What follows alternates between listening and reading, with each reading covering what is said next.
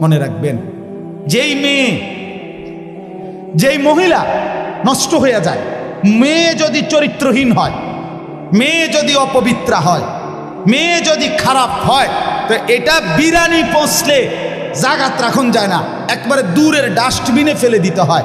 কোনো নারী পৌঁছে যাওয়া, মেয়ে নষ্ট হয়ে যাওয়া, মহিলা নষ্ট হয়ে যাওয়া, আল্লাহর কসম এটা শুধু পচছে না, এটা দুর্গন্ধে পুরা সমাজটা শেষ করে দিচ্ছে।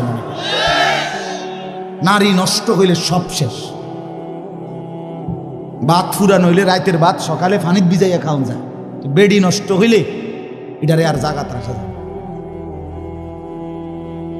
হ্যাঁ, যে মেয়ে বেহায়া দুশ্চরিত্রা, যে মেয়ে কোনো হারাম প্রেমে ঢুকে গেছে, যে মহিলা বিবাহিতা কোনো পরকীয়ায় আসক্ত, মনে করেন ওই সমাজও শেষ, ওই ঘরও শেষ, ওই স্বামীর জিন্দিগিও শেষ, ঘরটাই তখন জাহান্নামের টুকরা। এই জন্য কোরআনুল কারীমের মধ্যে আল্লাহ তাআলা বলছে, শয়তানের চক্রান্ত দুর্বল, দাঈফা, নারীর চক্রান্ত আজিম, ভয়ানক। ইবলিসের চক্রান্তের চাইতে সরাসরি আল্লাহর কোরআনে আছে নারীর চক্রান্ত তার চাইতে ভয়ানক। নারী অসৎ হইলে শেষ। বেডি যদি সিদ্ধান্ত নেয়, এই জামাই তোরে বেড়া আমি তোর বাপের লগে, মাল লগে, দেবর ননদের লগে তুই কেমনে থাকস, আমি বেডি বাচ্চা দেখতে দেখা দিতাম না, তো মনে করেন শেষ। বুঝেন নাই? মহিলা যদি সিদ্ধান্ত নেয় আমি আমার জামাইরে, জামাইয়ের আপন মা বাবার সাথে, জামাইয়ের ভাই বোনের সাথে চলতে দিব না, তো এর চাইতে দুর্ভোগ আর লাঞ্ছনা ওই ফ্যামিলিতে আর হয়। এই জন্য মাদের ইসলাহ খুব দরকার, বোনদের ইসলাহ খুব দরকার, নারীর সংশোধন খুব দরকার।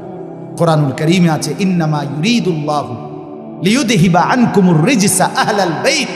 আল্লাহ বলে, নারী তোমাকে আমি বললাম, মুসলিম নারী, ওয়াকারনা ফি বুয়ুতিকুন্না, তুমি ঘরে অবস্থান করো, ওয়ালা তাবাররাজনা তাবাররুজাল জাহিলিয়াতিল উলা, তুমি বেপর্দা বাহিরে ভিন নারী, অসভ্য নারী, জাহেল মূর্খ নারীদের মতো বের হইও না। 3, ওয়া আকিমনাস সালাহ, আল্লাহ বলছে কোরআনে, নারী তুমি 5 ওয়াক্ত নামাজ পড়ো, ওয়া আতিনাজ যাকাত, বছর শেষে হিসাব করে তোমার স্বর্ণ রৌপ্য গহনা অলংকারের যাকাত প্রদান করো। আর 5 নাম্বার, ওয়া আতিইনাল্লাহ ওয়া রাসূলা, আল্লাহ এবং রাসূলের আনুগত্য করো। আল্লাহ বলে, নারী কেন বললাম? এ আল্লাহ তখন বলছে, আমি আল্লাহ চাই তুমি নারীর মাধ্যমে তোমার পুরা ঘরটাকে পবিত্র করে নিতে।